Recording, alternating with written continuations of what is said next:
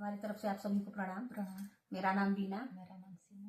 आज हम आप लोगों को प्यारा सा गौन सुनाने जा रहे हैं। जैसे आजकल है कि पहले तो गौना होता था, शादी होती थी, उसके बाद 1 साल बाद, 2 साल बाद, 3 साल बाद, 5 साल बाद गौना होता था। अब नहीं होता है, लेकिन फिर भी अब शादी के बाद 3 दिन बाद, 4 दिन बाद, 2 दिन बाद होता है गौना।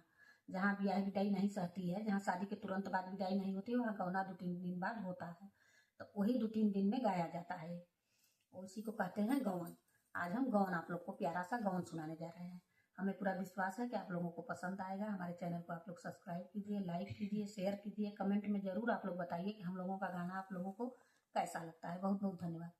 काहे ना कबेनिया, काहे ना लागली मुखियो के कावने चरित्र बेनिया आईनी बेचाए हो के कावने चरित्र बेनिया आईनी बेचाए हो। सोने ना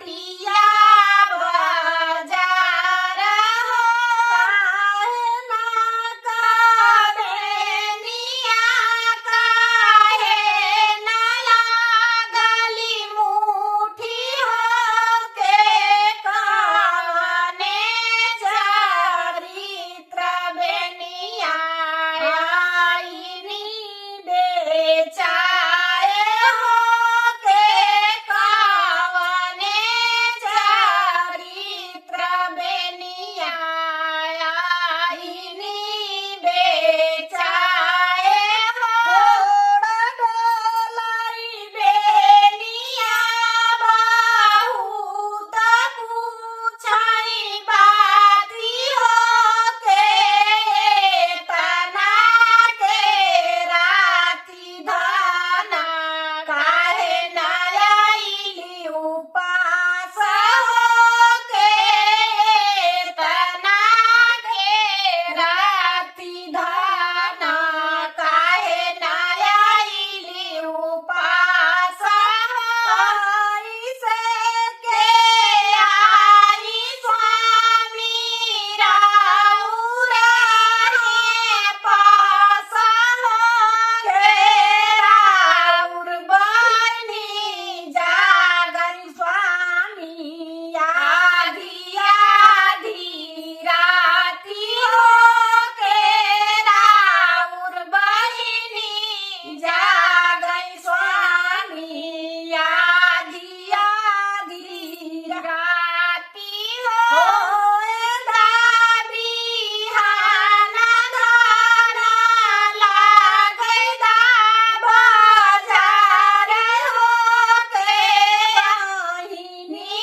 के बेचबै धाना हाटिया बाजार हो के बहिनी के बेचबै धाना हाटिया बाजार हो तना बचाना सुनाई दुलही हो वाली देरी के सुना स्वामी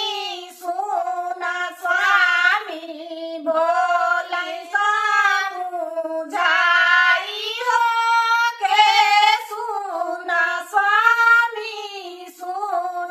स्वामी बोलै समुझाई हो माई के बेचब स्वामी हमारी मारा जाद हो के बहिनी कहाई स्वामी पराए घर का चीज हो के बहिनी कहाई स्वामी पराए घर का चीज माई के बेचब स्वामी उतरी मारा जादा हो के भाभीता एक दिन स्वामी अलगे होई जाई